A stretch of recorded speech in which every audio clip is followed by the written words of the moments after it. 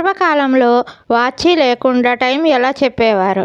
పూర్వకాలంలో మన పెద్దలు వాచీలు లేకుండానే టైముని తెలుసుకునేవారు. ఆ తర్వాత టైం తెలుసుకోవటానికి టేబుల్ పైన పెట్టుకునే గడియారం వచ్చినవి. ఆ తర్వాత హ్యాండ్ వాచీలు, వాల్ క్లాక్లు, వివిధ ఆకారాల్లో గడియారాలు వచ్చినవి. వాటి ద్వారా మనం టైం తెలుసుకోగలుగుతున్నాము. తర్వాత సెల్ ఫోన్లు వచ్చినవి.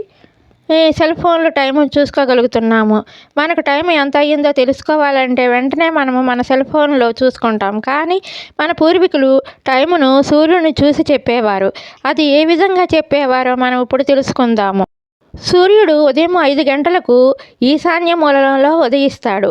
ఆ తర్వాత ఉదయం 6 గంటల సమయంలో తూర్పు దిక్కులోకి వస్తాడు. ఆపై ఉదయం 10 గంటల సమయంలో ఆగ్నేయ మూలలోకి ప్రవేశిస్తాడు.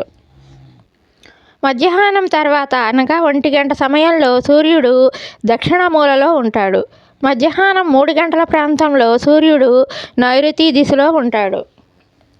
ఆ తర్వాత సాయంత్రం 6 గంటల ప్రాంతంలో పశ్చిమ మూలలోకి చేరుకుంటాడు.